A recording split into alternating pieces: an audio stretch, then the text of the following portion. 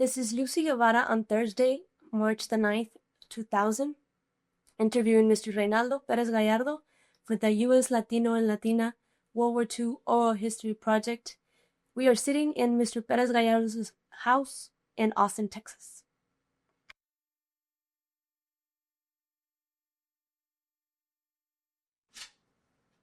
Ok.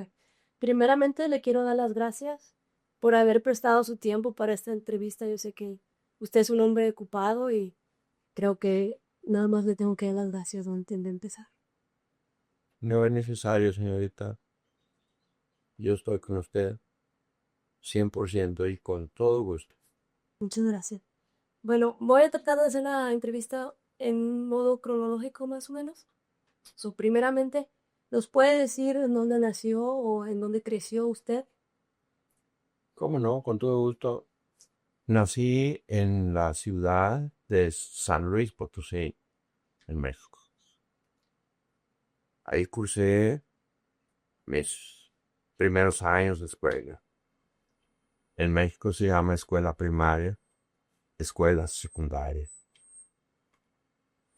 Precisamente cuando decidí ir a la universidad, sucedió algo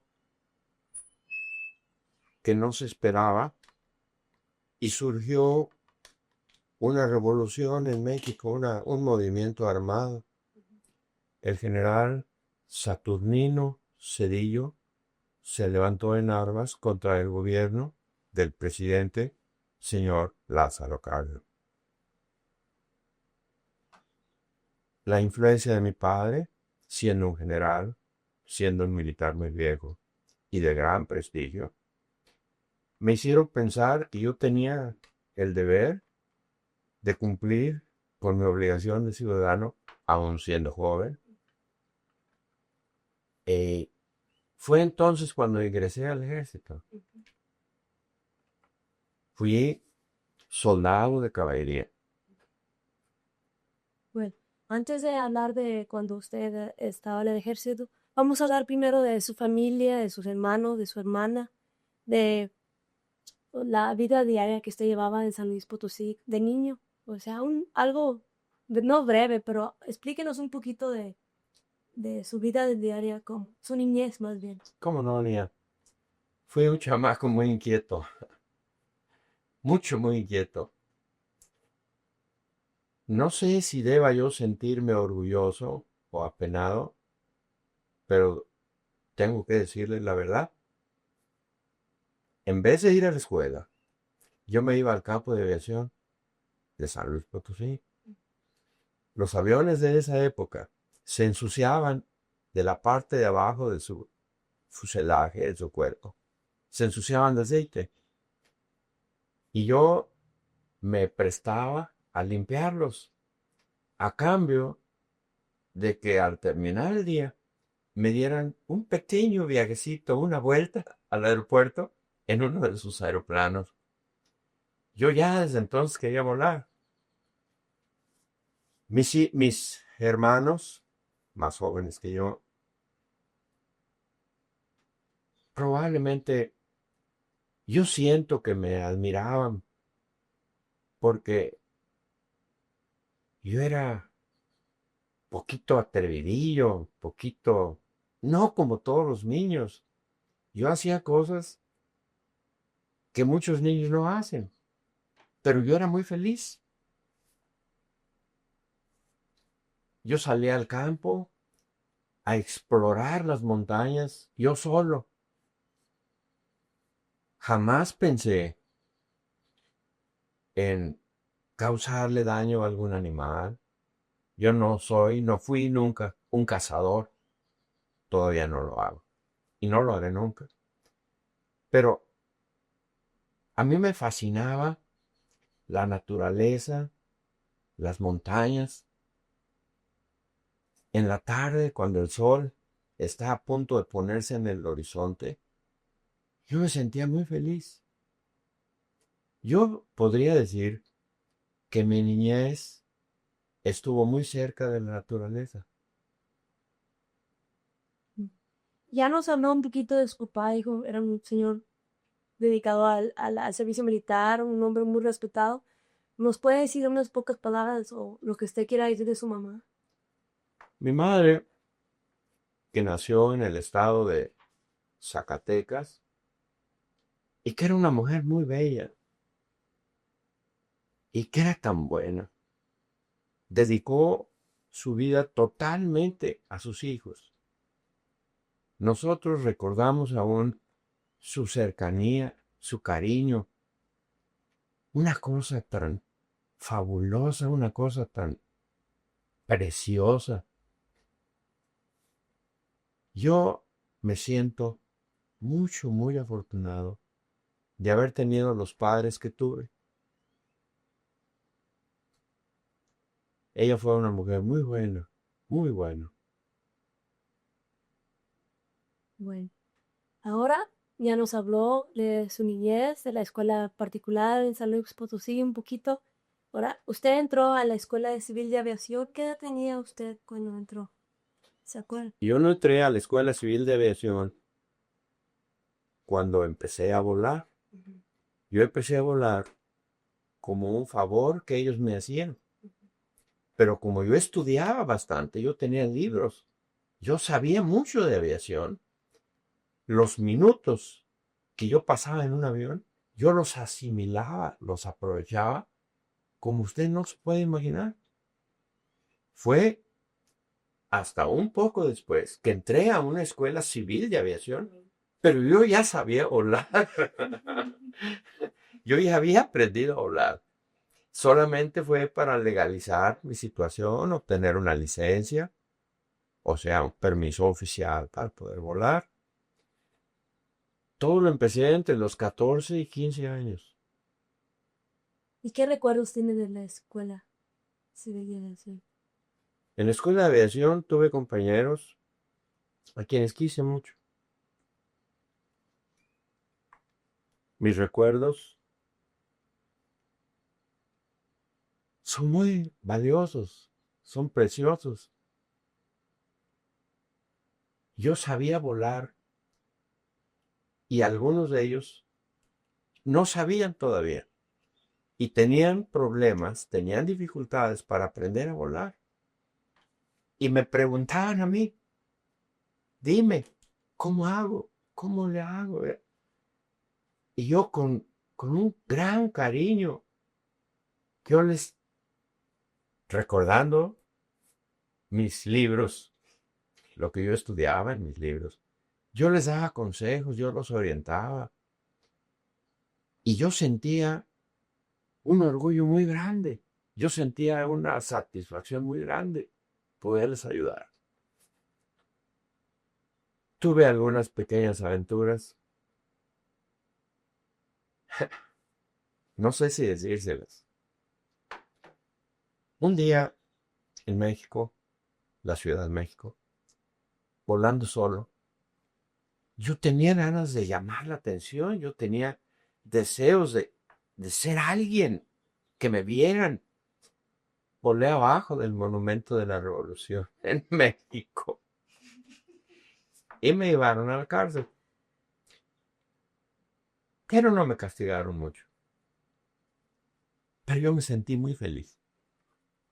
Hice algunas otras pequeñas diablurillas que me hacían sentirme muy feliz, mucho, muy feliz.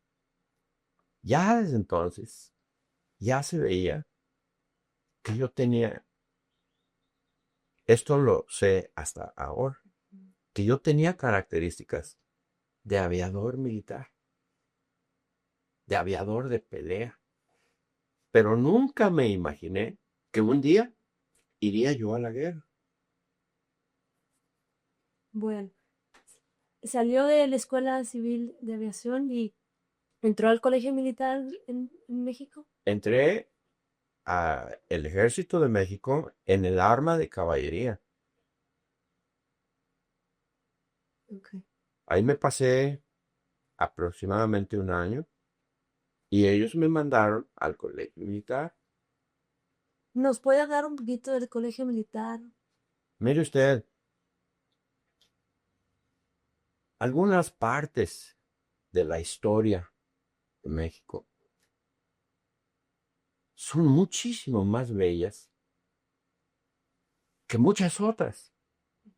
La historia del Colegio Militar en México es una de las más fabulosas que uno se puede imaginar. Para mencionarle algo, le diré, los Estados Unidos, en alguna ocasión, no quiero puntualizar, no quiero ser muy preciso, invadieron a México. Llegaron en la Ciudad de México hasta el Colegio Militar. Los jóvenes, los chamacos, eran unos chamacos los que estaban ahí, los alumnos, los cadetes. No tenían suficiente armamento, no tenían medios para combatir un ejército tan poderoso como el de los Estados Unidos de Norteamérica. Pero antes de rendirse, se envolvieron en la bandera de México y desde lo alto del edificio se arrojaron al vacío. Mire usted, ahora que ya estoy viejo y que he leído mucho de historia y que he visto muchas cosas bélicas, de guerra, de heroísmo, de valor, pienso que quizá ninguna se compare en calidad, en legitimidad, en veracidad, como el sacrificio de los cadetes del Colegio Militar en Popotla. ¿Qué le parece? Muy interesante. Algo. En el colegio militar estaba estrictamente haciendo clases o tomando cursos militares o que más o menos la vida diaria de ustedes. Mire usted, los cursos en el Colegio Militar son muy interesantes. En primer lugar, ellos dividen los estudios en las distintas armas que componen el ejército, tales como infantería, artillería y caballería. Ellos se especializan, ellos tratan de formar un oficial capaz de cumplir con obligaciones específicas en ese tipo de arma. Yo escogí caballería por la historia de mi padre. Además que yo adoro los caballos. Los quise desde muy niño. Fueron mi primer juguete. Ellos tratan, ellos me refiero a los directivos del colegio militar, tratan de proporcionarle a uno los suficientes conocimientos para que uno pueda ser líder, para que uno pueda conducir a otros elementos militares en el terreno del combate. Los militares son creados para la guerra. El colegio militar en México tiene una historia tan preciosa, tan legítima, tan real, que esto tendría que escribirse en un capítulo especial. Durante el tiempo que yo estuve en el colegio militar, ya había guerra en Europa. España ya estaba peleando. Y el colegio militar, aceleró sus cursos, los hizo más cortos y más intensos, probablemente pensando que quizá México algún día tendría que intervenir en la guerra. Los militares de esa época ya tenían visión, ya tenían concepto, eran militares profesionales. Entonces se acortaron los cursos. Yo desde el principio había solicitado ir a la escuela de aviación, pero ellos exigían que fuera yo primero al colegio militar. Pero estando ahí, se cambió la orden. Ahora puede usted entrar a la escuela de aviación sin pasar por el colegio militar. Inmediatamente me fui a la escuela de aviación que entonces estaba en Guadalajara, Jalisco. Ahí en realidad empecé mi carrera de aviación, ya siendo militar. Y en ese tiempo sus papás y sus hermanos y hermanas vivían todavía en San Luis Potosí. ¿Le escribía a usted cartas? Mire usted, mi padre siendo militar tenía que cambiar de ubicaciones. Cuando yo salí de San Luis, él era gobernador del estado de San Luis. Además de ser general, era gobernador. Posteriormente, se trasladó a la Ciudad de México, llevando consigo a toda mi familia. Yo ya no estaba con ellos. Yo ya andaba cumpliendo las misiones que el ejército requería de mí. A mí me mandaban a donde ellos pensaban que me necesitaban. Entonces yo ya me separé de ellos. Claro, me separé solamente en distancia. Mi cariño siempre estaba con ellos. Bueno, después de la escuela de aviación fue cuando empezó a ser usted instructor. No, estando en la escuela de aviación, empezó la guerra a vincular a México. México se vio atacado por naciones enemigas, hundieron varios barcos, sobre todo del tipo petrolero, barcos tanques, y México se sintió agredido. Entonces tomó determinaciones ya encaminadas a participar, a tomar parte en la guerra. Estando yo en la escuela de aviación en Guadalajara como alumno, pero yo ya era oficial de caballería. Pusieron a mis órdenes un grupo de 4 cadetes y nos mandaron a los Estados Unidos a hacer un curso de aviación. Y yo me gradué como aviador en los Estados Unidos. Y, o sea, usted estaba en el de aviador cuando empezó la guerra, antes que México fuera parte de la guerra también. ¿Qué sintió usted cuando empezó la guerra, la Segunda Guerra? Bueno, mire, yo debo ser muy sincero con usted. Me imagino que esta entrevista tendrá alguna consecuencia, quizá histórica. Tengo la obligación de ser tan real, tan veraz, como me sea posible. Cuando yo era joven, y que era muy joven, yo no pensaba como pienso ahora. Yo no podía aún analizar la razón, el origen de la guerra.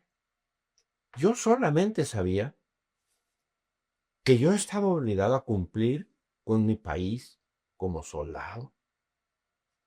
Yo no conocía en verdad los problemas internacionales. Entonces, cuando me graduaron como aviador y regresé a México como instructor, todavía a la Escuela de Aviación de Guadalajara, apenas tenía yo unos 4 o 5 meses ahí, cuando invitaron, pidieron voluntarios para formar una unidad y participar en la guerra, en la Segunda Guerra Mundial. Como era de esperarse, yo fui uno de los primeros voluntarios. De inmediato organizaron primero un escuadrón. La intención era organizar un grupo aéreo, 4 escuadrones, pero organizaron el primero y ahí me vine yo otra vez a recibir entrenamiento en los Estados Unidos. ¿Qué opina usted de eso? Muy valiente, muy valiente. Bueno, cuando pidieron los voluntarios, ¿no se acuerdan más o menos cuántos voluntarios vendrían? O sea, porque yo tengo entendido que pidieron los voluntarios, se escogieron los que iban a ser parte del escuadrón y luego esos se mandaron a hacer entrenamiento a los Estados Unidos. ¿Como cuántos voluntarios más o menos?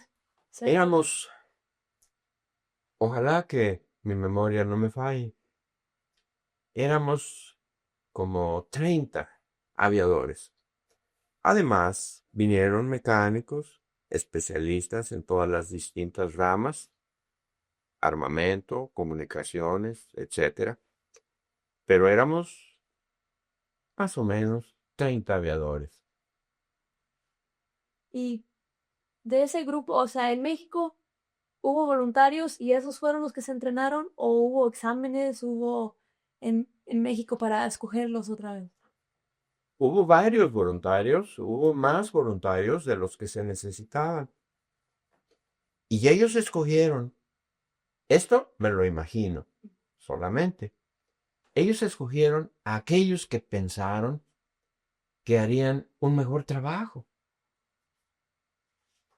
aquellos que tenían historia de voladores, de soldados. Y así fue como finalmente se constituyó el Escuadrón 201. Y en el Escuadrón 201 fue el que fue entrenado en Greenville, Texas. Sí, Y hubo despedida antes de, porque yo sé que hubo despedida después, pero bueno, no estoy segura. ¿Hubo despedida cuando salieron de México a entrenar?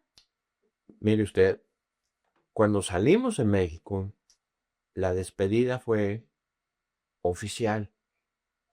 Nos trajeron por tren y la estación ferroviaria, la estación del tren, se llamaba Buenavista.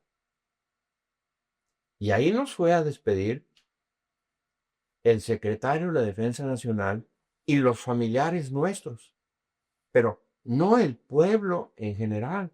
Fue una cosa más o menos moderada. Los familiares eran los más numerosos, nada más. Salió de México, llegó a Greenville, Texas a hacer el entrenamiento. No, llegamos a Laredo, Texas.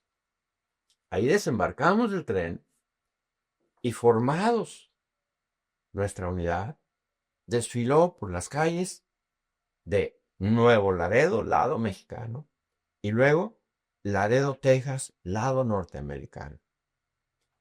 Desfilamos marchando. En el lado mexicano yo noté mucho entusiasmo. Perdón por ser como soy, pero yo digo la verdad. En el lado norteamericano nos sentimos ignorados. Pocas gentes acudieron, aunque fuera por curiosidad. Pues déjeme decirle que mi papá creció en Nuevo Laredo y él tendría 5 o 6 años y se acuerda de haberlos visto. Se acuerda. So, sí entiendo lo que me está diciendo. Bueno, después de Laredo, ¿a dónde? De Laredo nos llevaron a Randolph, Texas, en San Antonio. Ahí hubo una especie de clasificación. Nos identificaron. Ahí quedamos, por decirlo así, registrados, identificados. Y entonces fue cuando fuimos a Greenville, Texas, después de San Antonio. ¿Y qué experiencia tuvo usted en Greenville, Texas? O sea, más o menos, ¿cómo fue el entrenamiento, el recibimiento de la gente, el tratamiento del ejército americano? Algo así que nos quiera contar usted de esa experiencia. Señorita, ¿cuánta sinceridad puede usted tolerar? La que usted tenga. Es el propósito de esta entrevista. magnífico. Mire usted, la población hispana mexicana en Greenville, Texas, era tan pequeña, tan pobre, tan chica y tan modesta que ellos no tenían gran forma de externar sus sentimientos. Ellos pasaban ignorados. Esa es la realidad. Nosotros nos sentíamos, yo me sentía deseoso de conocer gente mexicana, de conocer a alguien.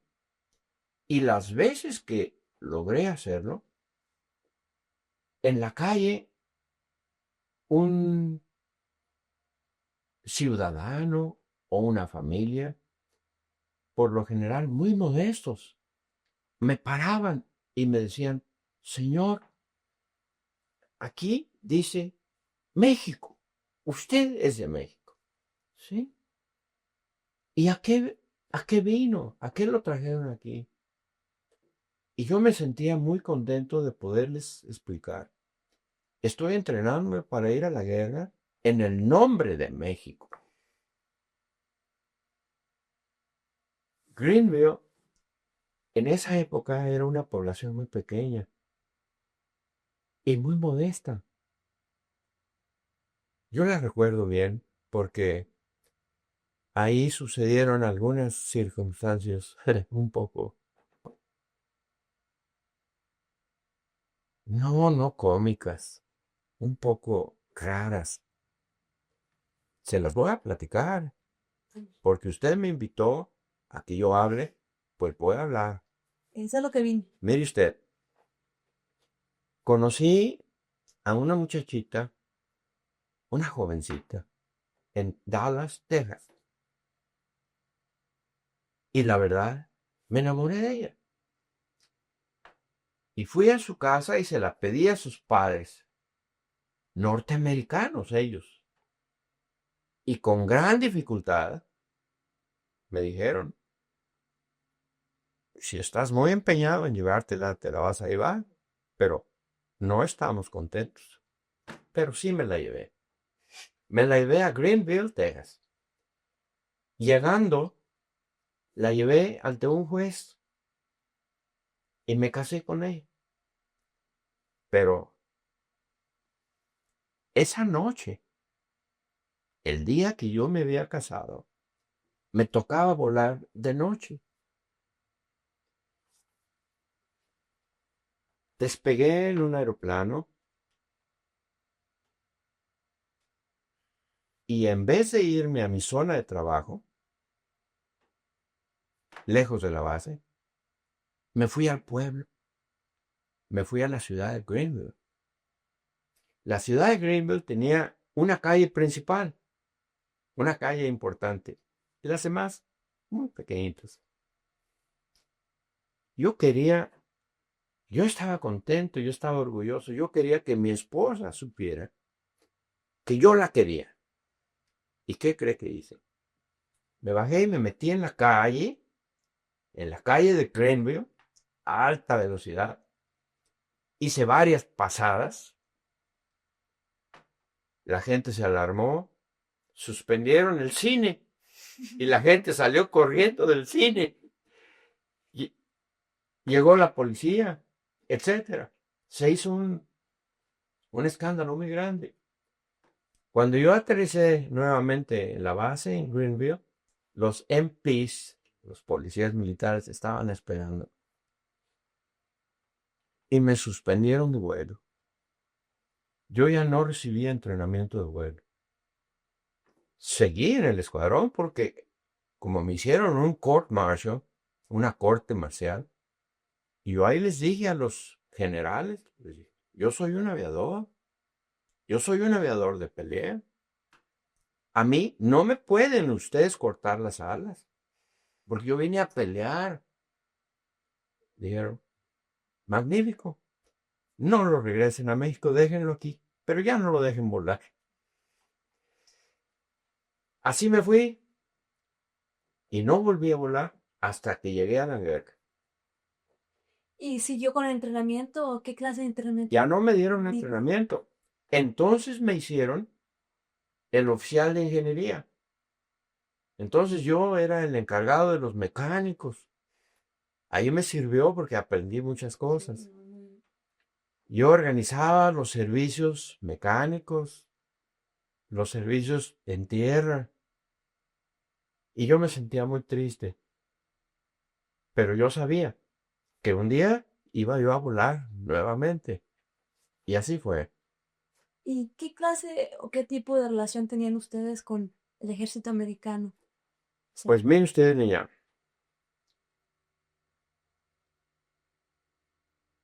cuando acabábamos de llegar,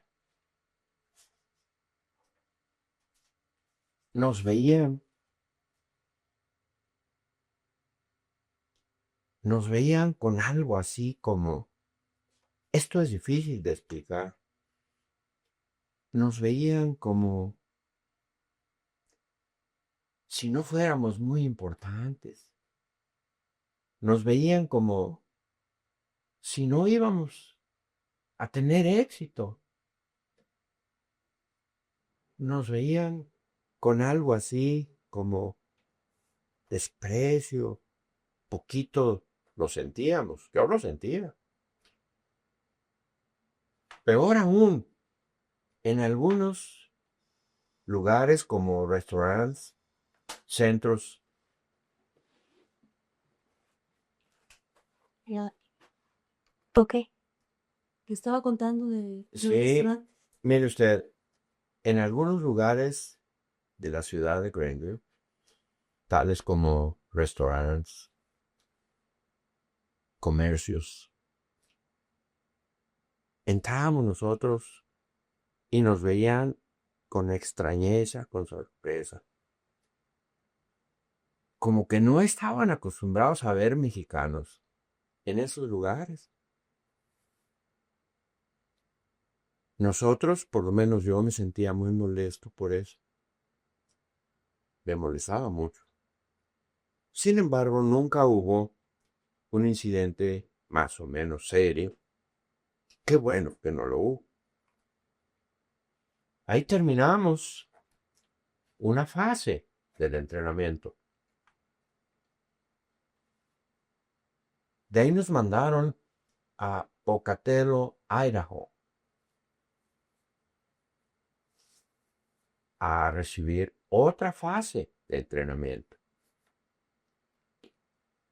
Muy interesante, por cierto.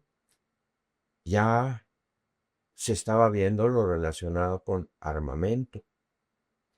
Ya las formaciones, las tácticas, ya habían quedado atrás. Entonces ya estábamos viendo la aplicación de armamento. Fue más o menos rápido en Pocatello, Idaho. Nos regresaron a Greenville, pero ya prácticamente a terminar solamente. Ahí fue la despedida de las autoridades militares mexicanas al presentarnos la bandera que llevaríamos al frente de guerra. ¿Esa fue asistida por el presidente Camacho? No, fue el secretario de la Defensa Nacional. El presidente no fue. Sí. Entonces ya después recibieron la bandera de batalla, ¿verdad? Y fue cuando salieron para la Filipina. Fuimos ¿Cómo? a, Ah, fuimos a, viaje, fuimos a California. primero.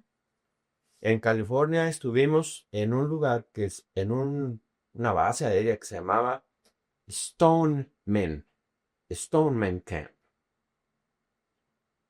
Ahí nos dieron información considerada como delicada, secreta.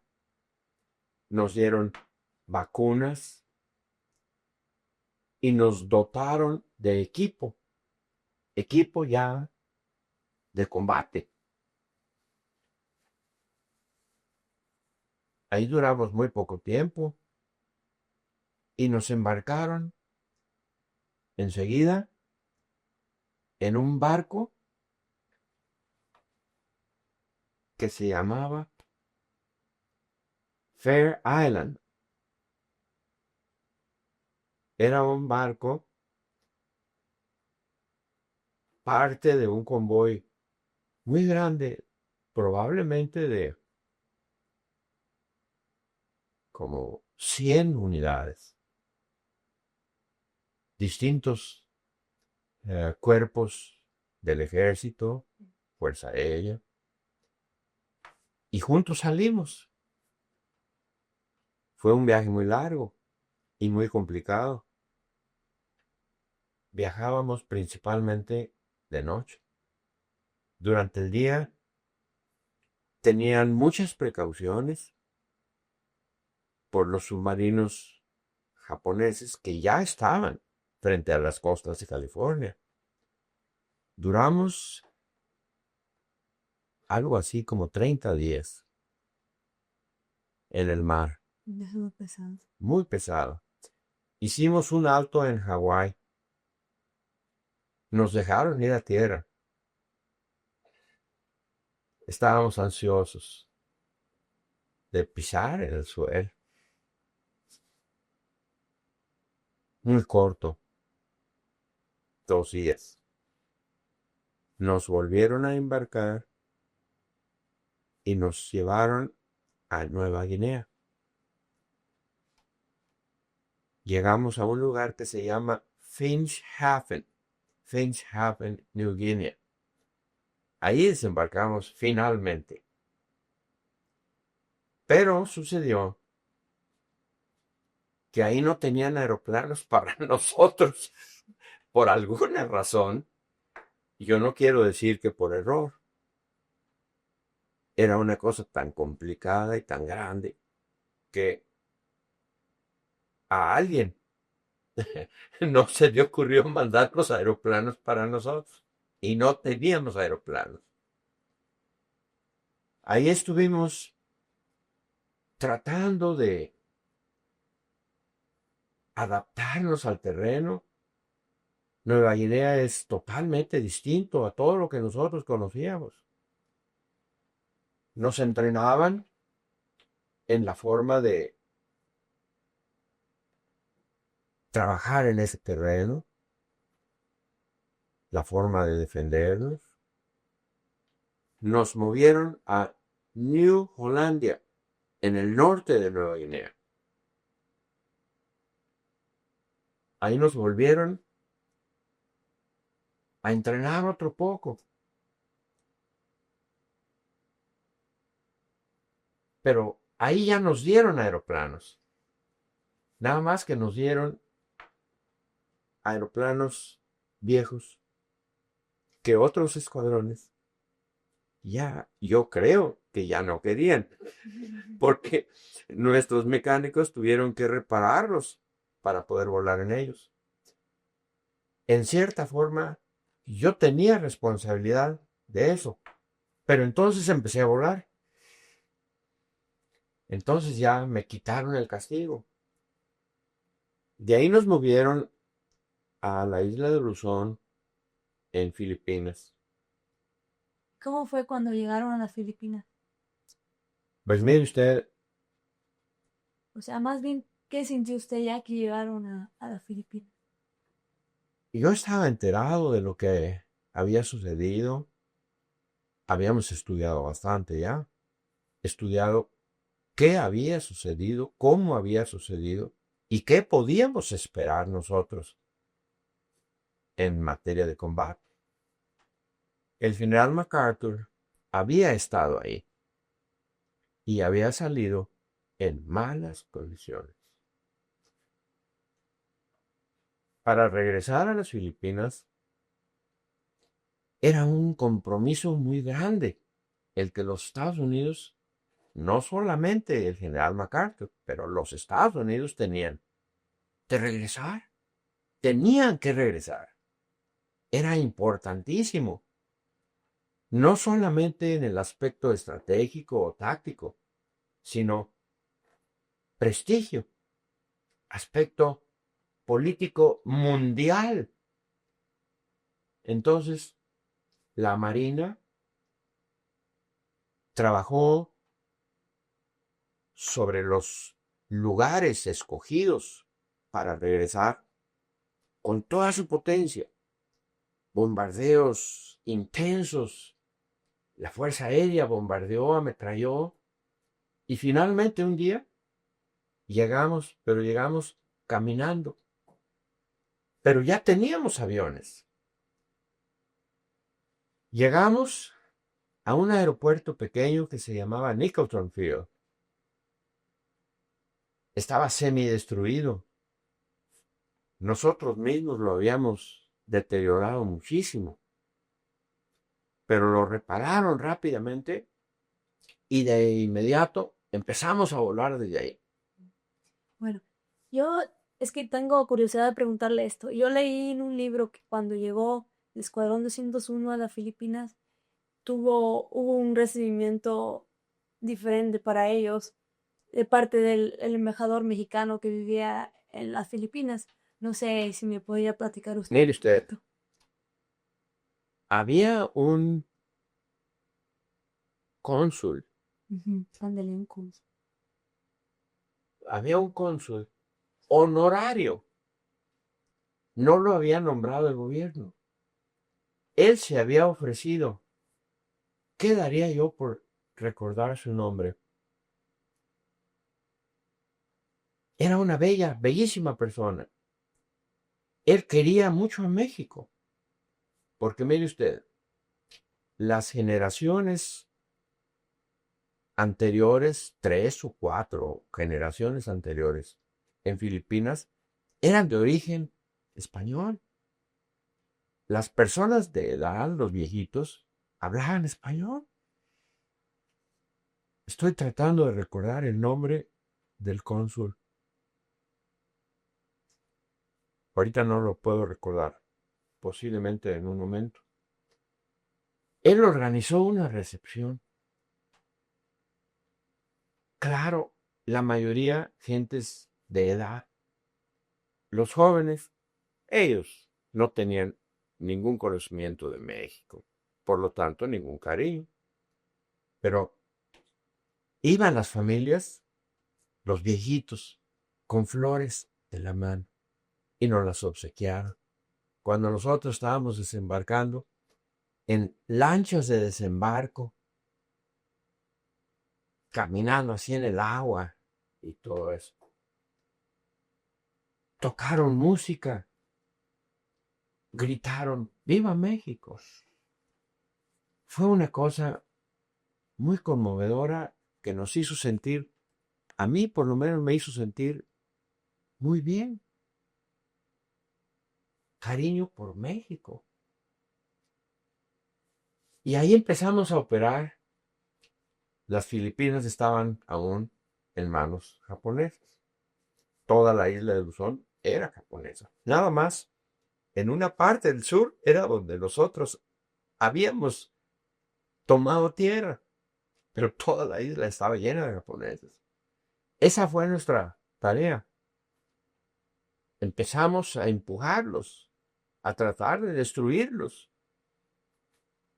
perteneciendo al grupo 58 de peleas Del ejército americano. del ejército americano.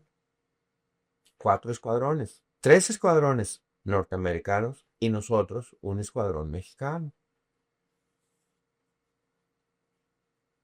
¿Qué relación tenía usted con estos pilotos americanos? Pues mire usted, yo hubiera querido que hubiera sido mejor, pero ellos no nos tenían confianza como aviadores. Ellos creían que nosotros éramos malos aviadores. Y nosotros, por lo menos yo, me propuse demostrarles que éramos mejores que ellos. A tal grado que ahí empezaron mis diabluras. Me da pena decirlo, pero si yo le estoy diciendo la realidad, pues esa es la realidad. Mire usted, nosotros entrábamos a batir un blanco, disparábamos, destruíamos. Y fíjese usted, nos acercábamos bastante al blanco. No dejábamos de disparar pronto y salíamos escapando. Nosotros nos acercábamos bastante. Y se lo voy a decir de una vez. Yo salía, después de batir un blanco, haciendo barriles con mi aeroplano. Y yo oía cómo los norteamericanos decían, he's a little show off, that little so and so. Con algo de desprecio. Pero la realidad es que no era desprecio. Era celo. Envidia. Era envidia, porque éramos tan buenos como ellos y teníamos tanto éxito muchas veces, o más que ellos. Llegó un momento, mire, este es un detalle muy bonito para la historia. Llegó un momento en que a mí, y por lo tanto a mi escuadrón, me pusieron Pancho Pistolas. Pancho Pistolas era un personaje de Walt Disney, un gallo con sombrero charro, con dos pistolas, una en cada mano, disparando así. Walt Disney así lo presentó en sus películas y los norteamericanos así nos veían a nosotros.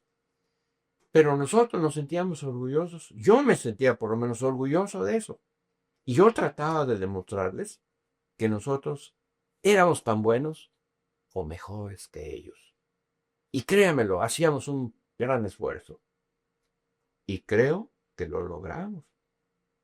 Porque entonces los jefes del Grupo 58, los jefes de la Fuerza Aérea Norteamericana, empezaron a darnos créditos, a tomarnos en cuenta. Y naturalmente nosotros nos sentimos muy orgullosos. Tengo entendido que, o sea, volaron la avión, la P-47. Bueno, yo he visto en los libros que los soldados americanos tienen pintar el avión o ponerle algo que demuestre que son americanos o lo que sea. ¿Ustedes pintaron el avión de algún modo? O sea, para que los distinguiera como mexicanos. Esa es nada más una curiosidad que tengo. Mire usted, nuestros mecánicos pintaron la nariz, la trompita, lo de adelante de nuestros aeroplanos de blanco. Y así los norteamericanos nos llamaban a nosotros los White Noses. Llegó un momento en que éramos tan populares que fíjese usted, en una ocasión estaba yo en el hospital, me estaban checando de enfermedades o de tonterías que le pasan a uno allá. Y un herido, un soldado de infantería que estaba cerca de mí, en X forma se dio cuenta que yo no era norteamericano. Él estaba muy lastimado y se levantó y vino a mi cama donde yo estaba acostado y me dijo, "Do you fly a white nose?" Le digo, ¿vuelas tú nariz blanca? Le dije, sí. Y me abrazó y me dijo, tú no tienes idea cuánto los queremos, porque nos han ayudado muchísimo. Ese detalle a mí me pareció maravilloso, fabuloso, totalmente espontáneo. Un detalle muy bonito. Y lo hizo sentir muy orgulloso, de seguro. ¿Y qué pensó en todo esto de la mentalidad de los japoneses? O sea, su impresión de ese poder japonés. Mire usted, en aquel tiempo mi habilidad para analizar, llegar a conclusiones con respecto a las razas, a la humanidad, eran muy limitadas porque yo estaba muy joven. ¿Pero se sorprendió de ellos o...? Pero esta es la impresión que yo tuve de ellos. A los aliados, a los norteamericanos, a nosotros también, nos inculcaron durante el entrenamiento, hay que matar al enemigo, hay que aniquilar al enemigo. Y yo me di cuenta, yo noté que a los japoneses los enseñaban a morir por la patria, a morir. Para ellos, morir era cumplir con su obligación hacia su patria. Y eso es totalmente distinto a nosotros. Ellos eran salvajes. Ellos no tenían sentimiento humanitario. Ellos mataban prisioneros. Ellos hacían cosas que nosotros no hacíamos. Ellos sí. Era difícil pelear con ellos porque ellos eran como un perro rabioso, salvajes. Nosotros seguíamos ciertas tácticas, ciertos principios. Algunas cosas no las hacíamos. Yo nunca le disparé a un grupo de civiles o a un grupo de casas que no ofrecieran peligro. Nunca. Y ellos destruían todo lo que estaba enfrente de ellos. Le voy a decir, debo decírselo, aún no los quiero, aún no les perdono eso y no se los voy a perdonar nunca. ¿Me comprende? Lo comprendo completamente. ¿Alguna visión, algún vuelo que usted recuerde más de todo esto? Mire usted, ¿Quién estuvo ahí?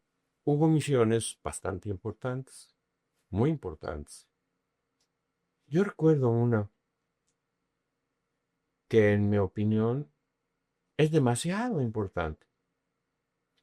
Los japoneses iban regresándose hacia el norte, pero no había muchos caminos en la isla de Luzón. Había una carretera principal y por ahí ellos llevaban sus vehículos pesados, transportaban sus contingentes militares y ellos tenían que atravesar un río que se llama el río Mariquina. Al atravesar ese río, ellos habían logrado brincar un obstáculo. Entonces, la Fuerza Aérea de los Estados Unidos decidió que el puente del río Mariquina, que se llamaba Paso Alete, debía destruirse. Y fuimos a tratar de destruirlo varias veces. Como era de esperarse, los japoneses lo estaban defendiendo en forma muy especial, ¿verdad?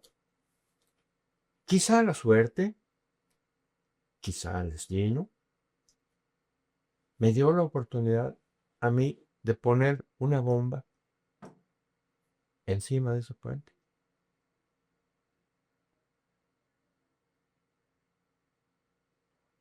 Detalle muy afortunado, si ustedes gustan. Muy valiente también.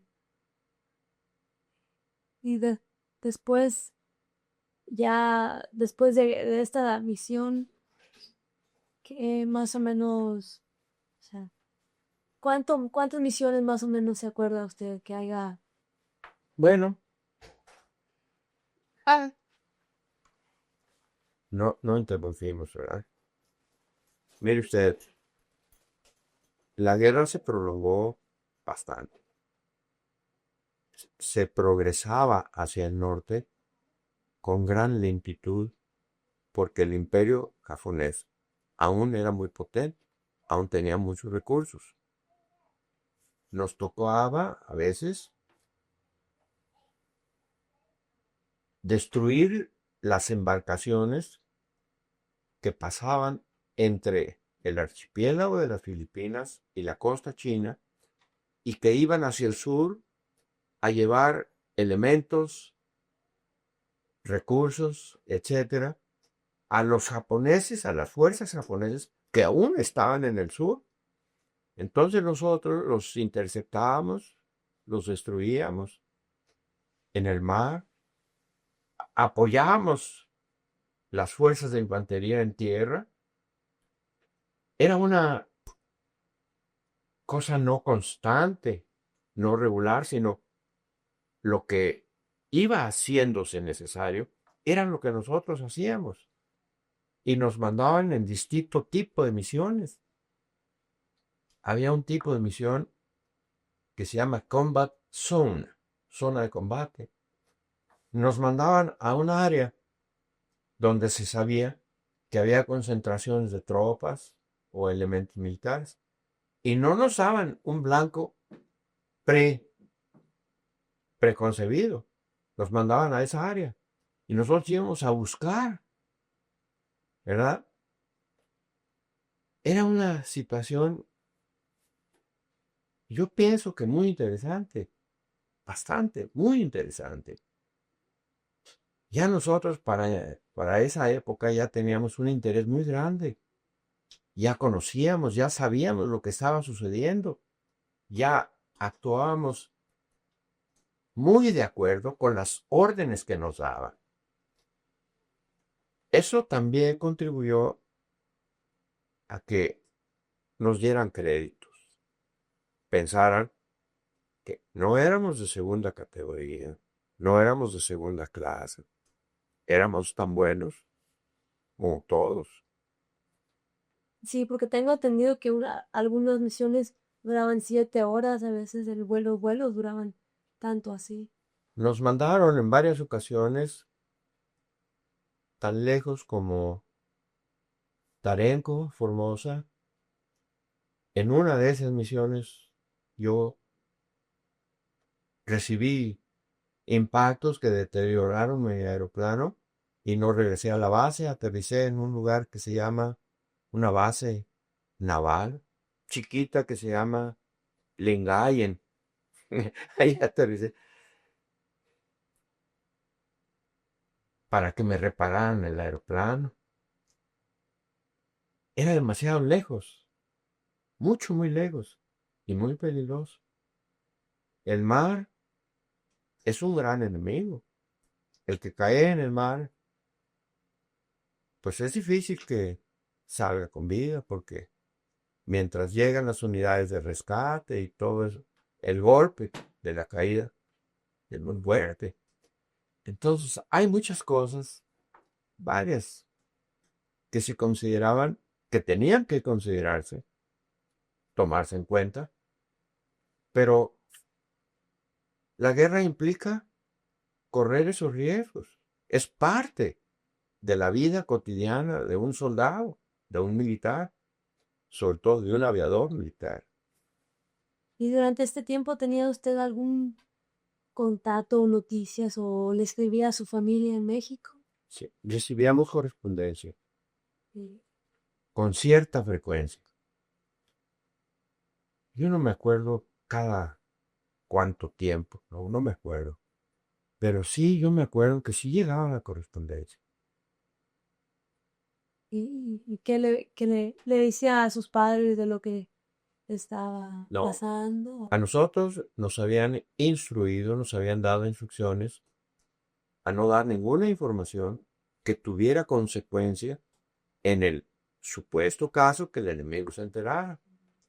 No decíamos qué estábamos haciendo, no decíamos qué íbamos a hacer.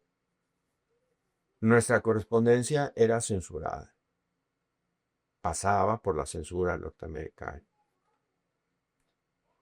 Pero lo que a nosotros nos importaba era que nuestros familiares supieran que estábamos bien y nosotros saber que ellos estaban bien.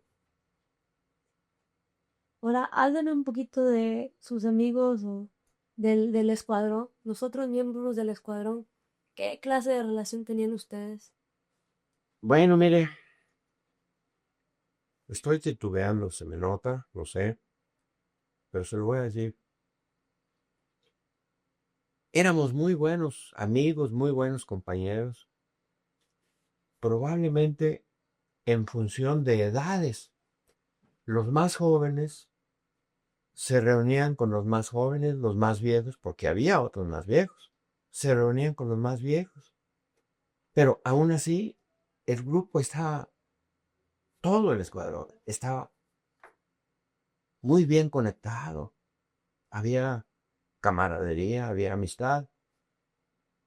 Cuando ya empezamos a operar, cuando ya empezamos a,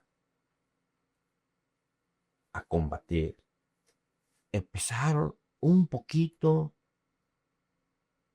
yo no sé si debo decir esto, pero tengo la obligación de decirlo, empezaron un poquito los celos. Uno era mejor aviador que otro y al otro le costaba trabajo aceptarlo. Entonces había un poquito de rivalidad.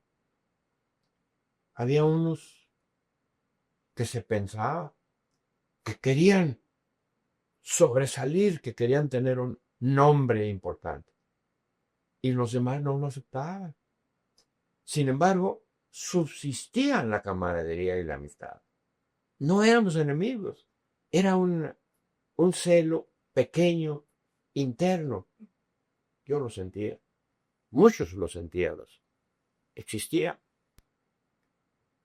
Yo sé que, bueno, esta pregunta a lo mejor es un poquito personal, pero ¿llegó usted a tener tal vez miedo, tal vez extrañar México, tal vez?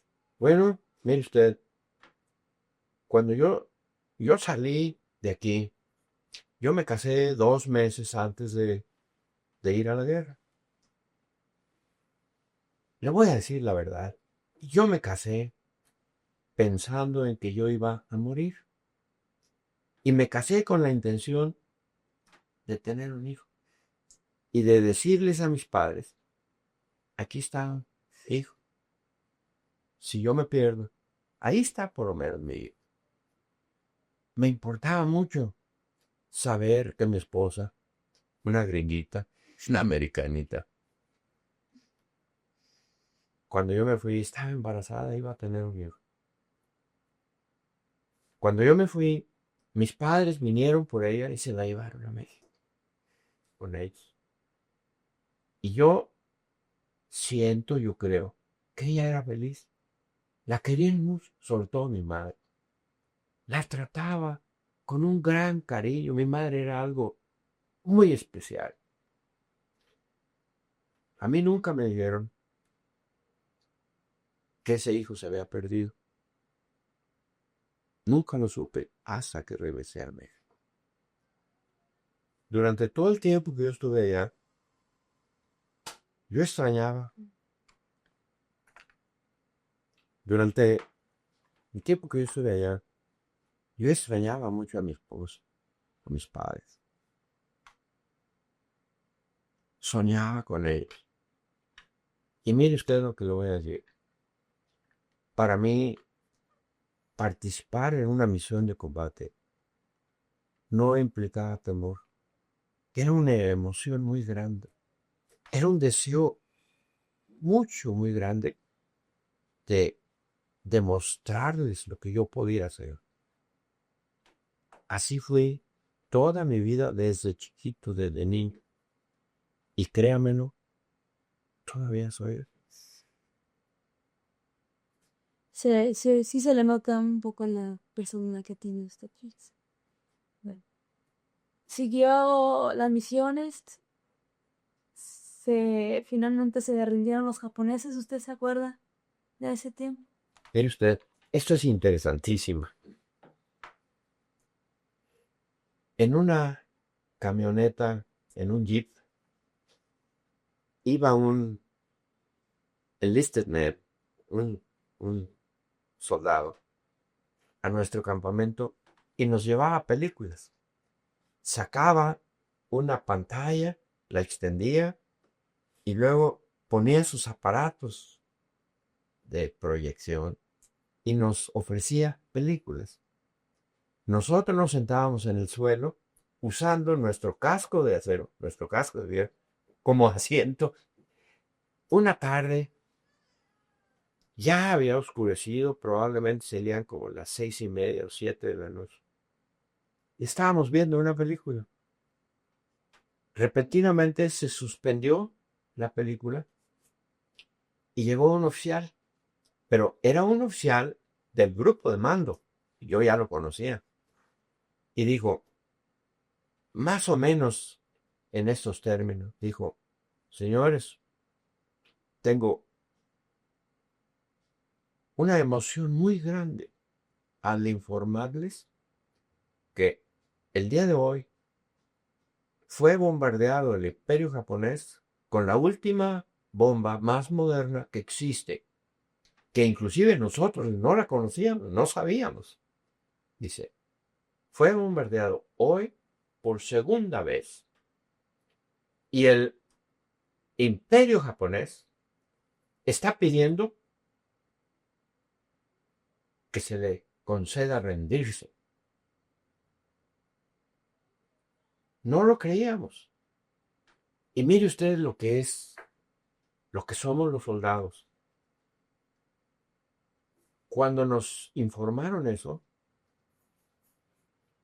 y nos retiramos de ahí de inmediato, yo me acerqué a mi comandante de escuadrón y le dije, Radamés, esta es una artimaña de los japoneses, esta es una trampa para que nosotros estemos descuidados y ellos vengan y nos ataquen. Y él dijo, así me dijo, Reinaldillo, no se te quitan los lucas. Así me dijo Radamés, que en paz descanse, mi comandante y muy buen amigo. Le dijo Reinaldillo, no se te quitan los lucas. Efectivamente, sí estaban ya pidiendo su rendición, ofreciendo su rendición. Fue cuestión de poco tiempo que el general MacArthur se trasladara a Japón. Algunos de nuestros oficiales del escuadrón fueron a presenciar la rendición. Pero mire usted, esto es algo muy extraño.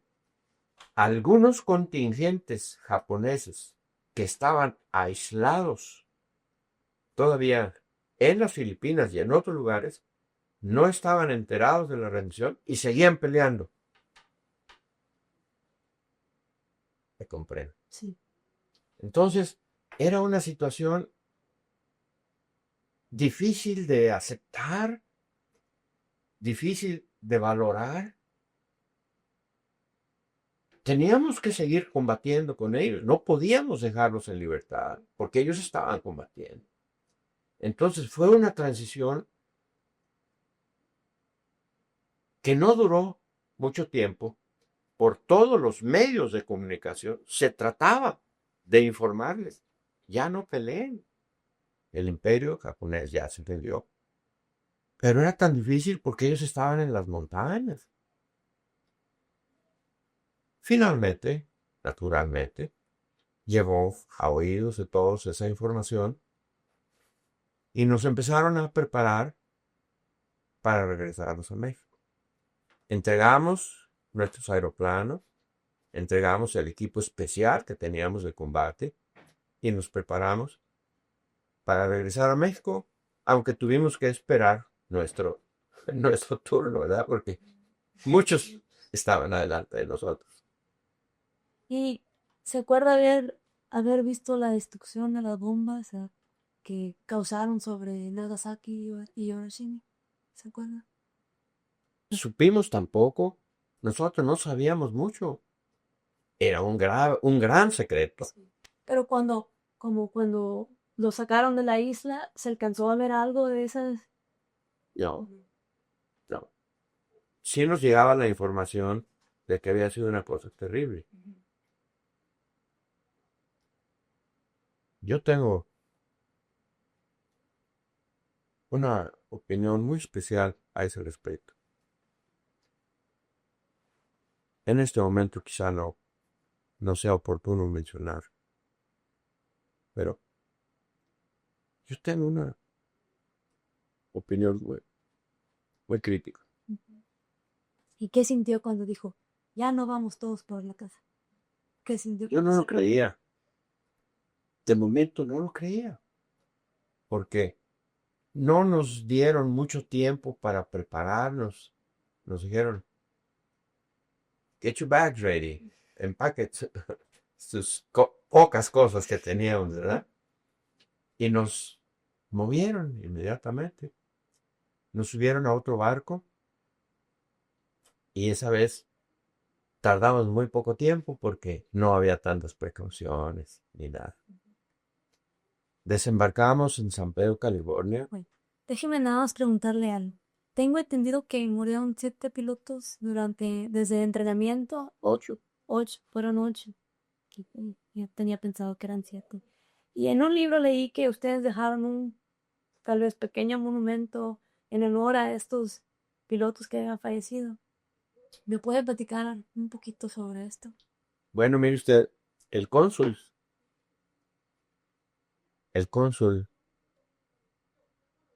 de quien hablábamos hace un momento, realizó varias cosas. Fue bueno, maravilloso, sin recursos, porque a él nadie le pagaba nada. Él logró, en alguna forma, construir un monumento. Y qué bueno que yo tengo fotografías de ese monumento. Y fuimos a inaugurarlo, fuimos a hacer una pequeña ceremonia el día que se descubrió ese monumento. Yo no sé si todavía exista en Manila, en la ciudad de Manila. Me encantaría volverlo a ver. Fue un detalle muy especial, pienso yo, que hicieron ustedes. No me acuerdo de esa cosa. Bueno, me impresionó mucho que hayan dejado un monumento para para los que hayan fallecido. Creo que muy bonito detalle, sinceramente. Y otra vez al regreso llegaron a California y después.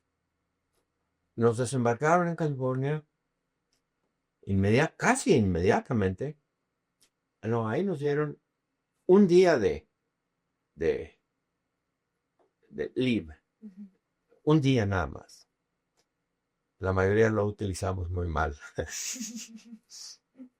Inmediatamente nos subieron al tren y nos enviaron a México. Por el camino, ahora fue distinto, porque cuando llegábamos a algún pueblo o alguna ciudad, los mexicanos, la población mexicana, estaban esperándonos. Y por las ventanas del tren nos ofrecían pequeños regalos, comida, bebida, y nos gritaban, ¡Viva México! Y nos sentíamos orgullosísimos de eso. Muy distinto a la ida. Una recepción muy merecida. Sí. Y así fue en cada uno de los lugares por donde iba pasando el tren. ¿Y en el DF cómo fue? Porque llegaron hasta el DF. Llegamos a la estación de Buenavista nuevamente. Ahí nos bajamos del tren. Había toda una columna de vehículos, jeeps principalmente, esperando los vehículos militares. Nos subieron a esos vehículos y nos llevaron por toda la avenida Madero, en la Ciudad de México, hasta el Palacio Nacional. Y ahí nos estaba esperando el presidente de la República. La ciudad, toda la Ciudad de México, que es muy grande, estaba en los lados de esa calle, emocionados, ansiosos de vernos. Yo no entiendo qué sentían, no lo entiendo, en verdad, no lo entiendo. Estaban orgullosos, contentos de vernos regresar. ¿Qué sentirían? Orgullo. Nosotros estábamos muy orgullosos. Y ellos yo creo todavía más. Y llegó y estaba su familia para recibirlo. Fue algo muy bonito, más. Sí, fue un momento maravilloso. Abrazar nuevamente a mis padres, a mi familia. Sí. Bueno, llegó al DF y regresó a su casa en San Luis Potosí. No, en México ya el gobierno había tomado providencias para comprar P-47 nuevos, nuevecitos. A mí me tocó venir a Harlingen, Texas, por ellos. Ahí nos los entregaron. Yo traía 3 aviadores y cada viaje que hacíamos llevábamos 4 P-47. Nos dieron 24 P-47 nuevos, muy bonitos. Y tengo curiosidad, ¿algún honor, algún medalla que haya recibido el Escuadrón 201 de parte del gobierno mexicano o tal vez de parte del El gobierno, mexicano? el gobierno mexicano nos otorgó varias condecoraciones, 2 o 3, pero en grupo, condecoraciones para el escuadrón, no individuales. Eso a mí me parece un poco difícil de entender, pero el gobierno de México, hay que decirlo, así es, así son. Y bueno, bueno, no quiero decir en breve, pero cuando regresó de la guerra siguió con su carrera militar, ¿verdad? Un poquito de lo que hizo después, inmediatamente después de la guerra, Pues mire, años que siguieron. se estructuró, se constituyó nuevamente el escuadrón con aeroplanos nuevos. Mi comandante ya era mayor, había ascendido a mayor, decidió tomar un puesto civil y se fue a volar para el Banco Nacional de México. Otros oficiales también decidieron tomar empleos mejores que simplemente ser militar. Yo decidí quedarme y a mí me nombraron comandante del escuadrón. Yo me sentí muy orgulloso. Mi padre estaba feliz. Así fue como llegué a ser comandante del escuadrón. Y entonces siguió con su carrera militar. Algo que nos quiera decir de algunos años después de la guerra, a lo que se dedicaba usted. Pues mire usted, la jefatura de la Fuerza Aérea. Estoy muy agradecido porque me tuvieron confianza y me concedieron, me autorizaron a que yo realizara un programa que era mi sueño. Yo pensé que mi misión era instruir a los aviadores que no habían ido a la guerra y pasarles mi experiencia, mis conocimientos, hacerlos capaces, hacerlos tan competentes como fuera posible.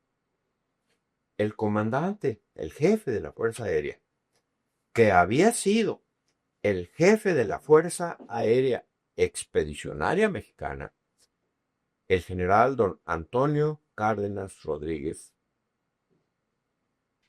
a quien yo quise mucho y lo respeté mucho, y quien me aceptó como yo era. Me concedió su autorización para que yo realizara mis planes. Cada año iba yo a la Escuela Militar de Aviación y escogía 10 aviadores. Yo los escogía para que en el momento de graduarse fueran a mi escuadrón y recibieran entrenamiento que yo les iba a ofrecer. Logré hacerlo 5 años. Me parecía que era algo maravilloso.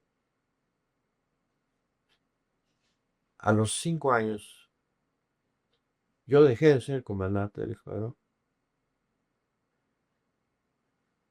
Sucedió, por desgracia, un incidente muy penoso. Un oficial subalterno, un oficial de menor jerarquía que yo, consumó un acto de indisciplina, un acto muy grave contra mi persona.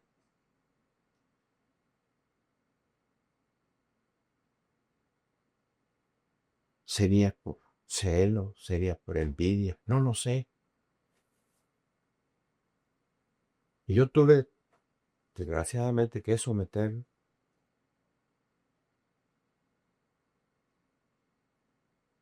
perdiendo él la vida.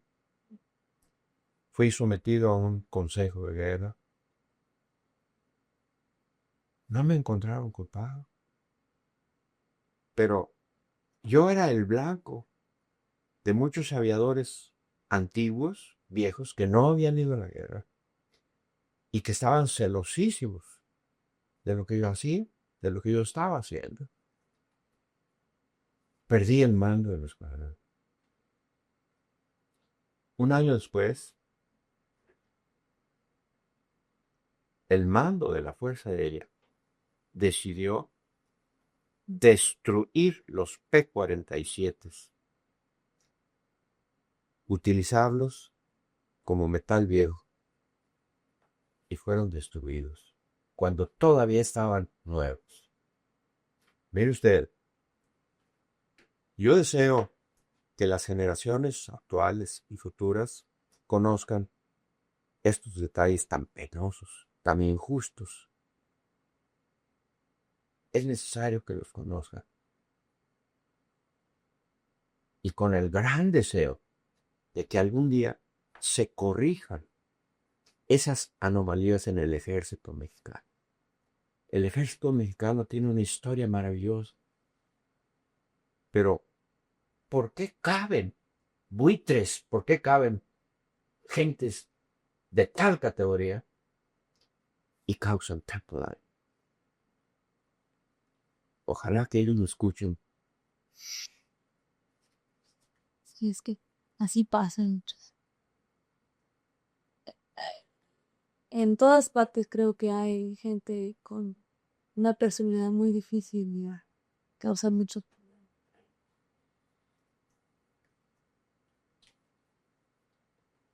Después de esto tomó un curso, tengo entendido, ¿no? En Estados Unidos. Me mandaron a la Universidad Aérea de los Estados Unidos en Tyndall, Florida. En Panama City. Tyndall Air University, Panama City, Florida. Curso muy interesante, avanzado, maravilloso. Lo aproveché hasta donde pude. Me mandaron después a la base aérea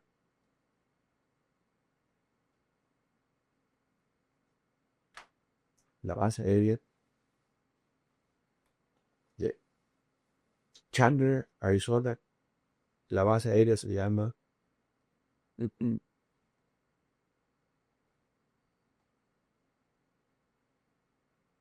me acuerdo cómo se llama la base aérea. Chandler, Arizona. Ahí tuve la oportunidad de volar los nuevos aeroplanos que ya no tienen hélice, que En esa época se llamaban de chorro, así les llamábamos. Ahí volé el F-80, maravilloso, me encantó. Eso me hizo que yo fuera el primer aviador mexicano que volaba un avión de propulsión de chorro. Pero no. Bueno, pues vamos a... Pues usted siguió con su carrera militar. El año 1969, ¿qué estaba haciendo usted? Fue el año también que se casó Ah, mire usted, con la señora Ángel. la Fuerza Aérea, aun a pesar de las rivalidades y de los celos, reconocían que yo no era un mal elemento. Aún vivía el general don Lázaro Cárdenas. Yo tenía la fortuna de haber estado cerca de él. Mi padre estuvo cerca de él. Y a mí me conocía muy bien. Él me mandó al estado de Michoacán para que el nuevo gobernador fuera orientado y yo lo trasladara volando. Yo conocía esa área. Entonces yo era el aviador del gobierno del estado. Ahí conocí a mi esposa. Después de eso, me nombraron el jefe de los servicios, el jefe del Departamento de Seguridad del Instituto Mexicano de Seguro Social a nivel nacional. Tuve la fortuna, tuve la suerte de recibir el apoyo del director general. Me apoyó y me permitió organizar el cuerpo de seguridad.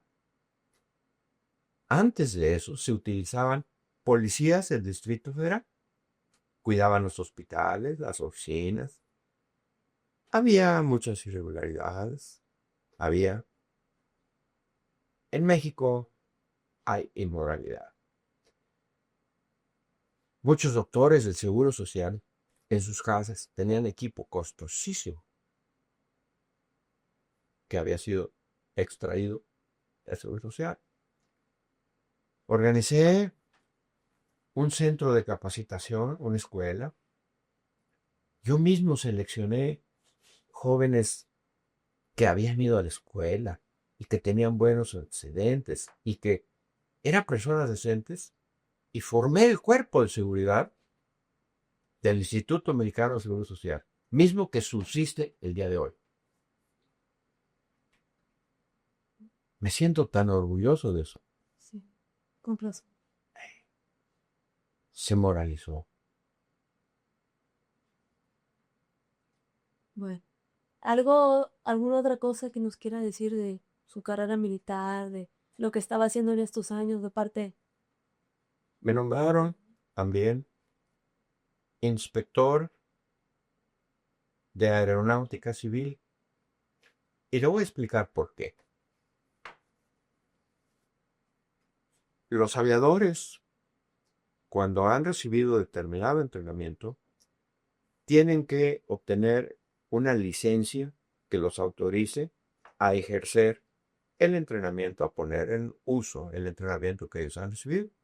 Por ejemplo, un aviador puede ser de monomotor, puede ser bimotor, puede ser polimotor, tetramotor. Y para eso ellos necesitan pasar un examen.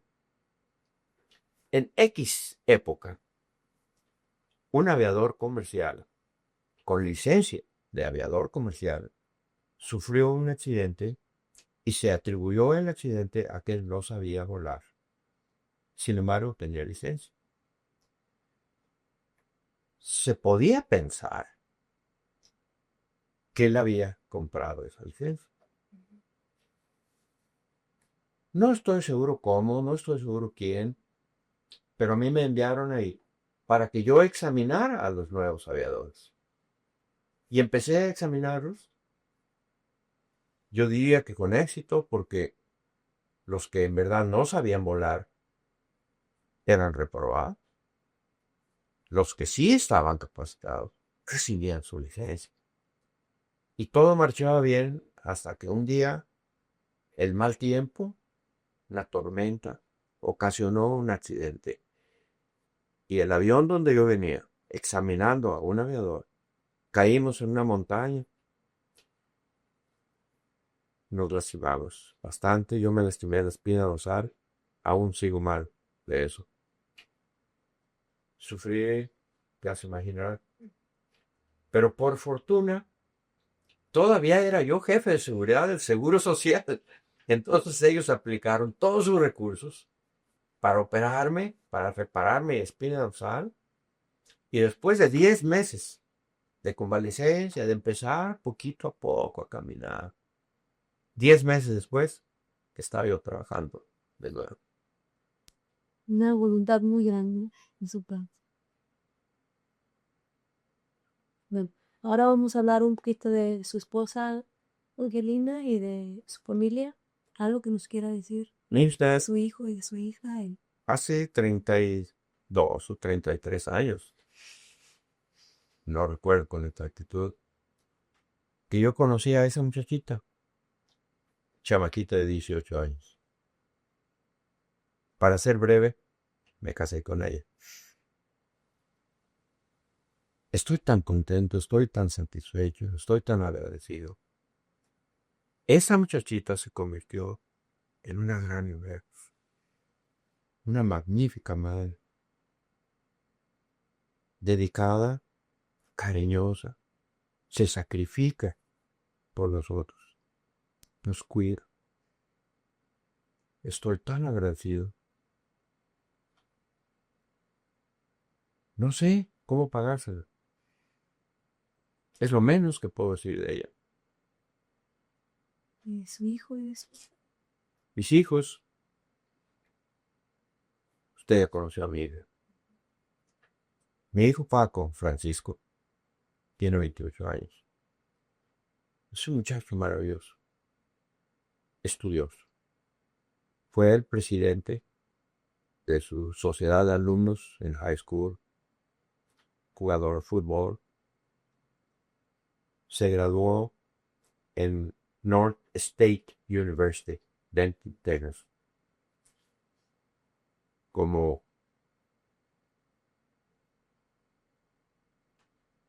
marketing. Eso es la especialidad de él. Y lo hace tan bien que casi inmediatamente obtuvo un trabajo en Dell Computers y ya es supervisor de ventas. Estoy orgullosísimo de eso. Magnífico muchacho. Me encantaría que lo conociera. Mi hija, a quien usted conoce, también tiene mucha suerte. Estudió, se graduó y es supervisora a nivel bastante alto del National Heart Association aquí en Austin, Texas. Estoy muy orgulloso de eso. Hace un trabajo muy bueno, muy bueno. Y el chiquito. Ese muchachito, lo más inteligente que usted se puede imaginar, Me di cuenta. pero es algo sobrenatural, vivísimo. Él está demostrando una inteligencia que que no se puede concebir. Yo no entiendo por qué es tan inteligente. Vanessa huelió. Gracias por eso. Dale. Es un Yo digo que sí. muchachito muy bueno. Y está hermoso. Yo creo, como usted no se imagina. Sí, me di cuenta de eso. Ahora, ya me lo acabamos, pero tengo curiosidad. ¿Por qué se vino a vivir a Boston? Mire usted, se lo voy a decir.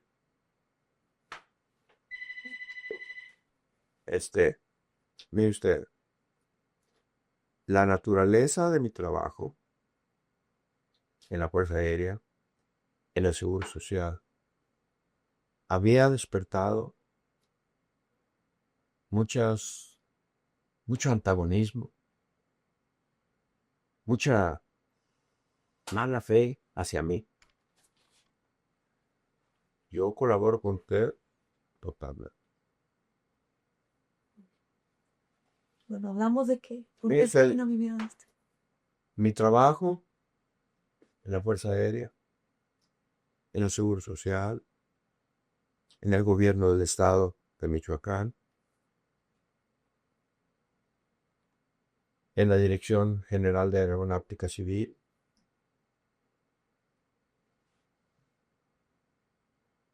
produjo muchas envidias, muchos rencores. Yo no podía consignar a una persona mala sin crear un enemigo. Algunos de esos enemigos muy poderosos, muy fuertes políticamente. Llegó un momento en que mi residencia fue ametrallada en la noche, estando ahí mi esposa y mis hijos. Llegó un momento en que se trató de quitarme la vida. Se trató en forma totalmente activa. Quitarme la vida. Llegó un momento en que yo quiero mucho a mi familia. Mucho más que a mí mismo. Yo tenía que pensar, ¿con quién estoy peleado? ¿Con quién? ¿Quién es el enemigo? Yo no lo conozco, yo no lo veo. Tarde que temprano van a tener éxito.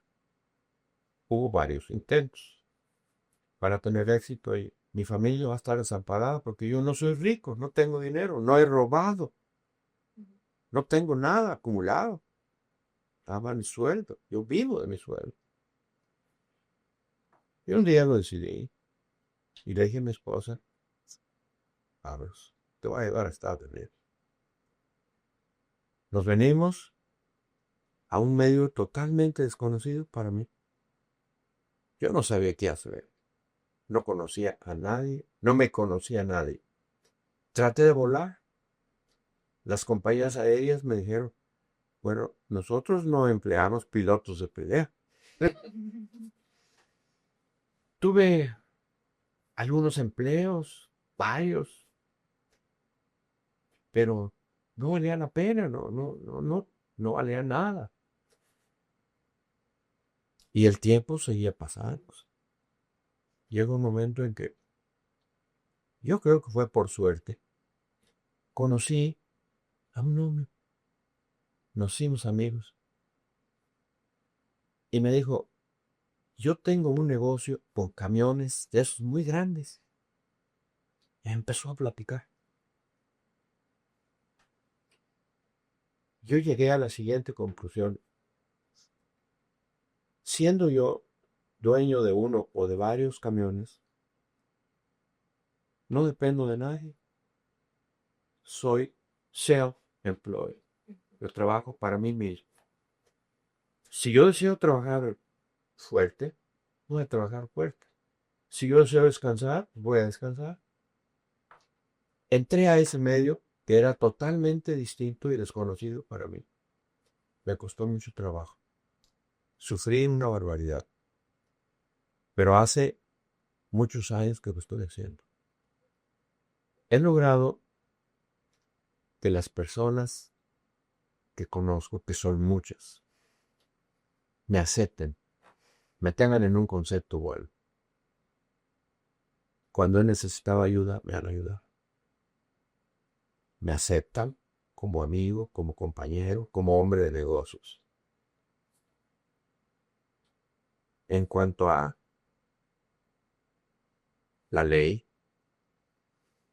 he logrado mantener mi nombre totalmente puro, limpio. Mire usted, no tengo ni un traffic ticket siquiera. Y de eso me siento tan orgulloso. Un hombre muy responsable.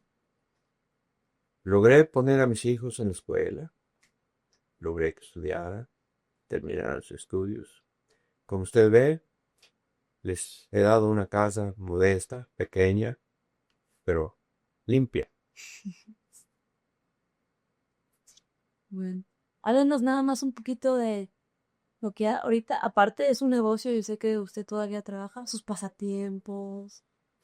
Pues mire usted, mis pasatiempos son casi ninguno, porque yo trabajo todos los días, todo el día. Los fines de semana trabajo haciendo las cosas que no pude hacer durante la semana. Me encanta el agua, me encanta nadar, pescar. Tengo un pequeño barquito, pero hace 3 años que no lo pongo en el agua, porque no tengo tiempo. Todo el mundo trabajando. Bueno, ya casi terminamos con la entrevista. Nada más le quiero preguntar, ¿algo que quiera usted incluir? ¿Algún recuerdo que quiera agregar? ¿Un mensaje tal vez? Mire usted, yo tengo quizá consecuencia de mi juventud, de mi entrenamiento, de la orientación de mis padres. Yo tengo ideas que yo quisiera transmitir. Por un capricho, por una voluntad del destino, nosotros somos mexicanos. Pero ya que lo somos, nosotros deberíamos sentirnos responsables de lo que somos. Un soldado se porta bien porque lo enseñaron a portarse bien. Un mexicano debe portarse bien porque es mexicano. Yo quisiera invitar a mis compatriotas a que dejen el vicio, a que dejen las malas costumbres, a que dejen el mal aspecto que afea, que degrada, que denigra, y que se porten con dignidad, que estén orgullosos de su nombre, de su nacionalidad, y que traten de mejorar. Para que un país mejore, primero necesita mejorar cada individuo. México es un país que necesita mejorar, desesperadamente, pero no lo va a poder lograr si no mejora cada persona, cada individuo. Si se quiere en una forma muy modesta, pero el deseo más grande que yo tengo en esta vida es poder transmitir esa idea. Esa idea. Bueno, creo que con esto es más que suficiente. El mensaje último de usted fue muy especial. Creo que con esto terminamos la entrevista. Muchas gracias, señor. Se lo agradezco de todo corazón. Es usted una persona muy agradable Igualmente. y admiro lo que usted está haciendo. Muchas gracias a usted. Gracias.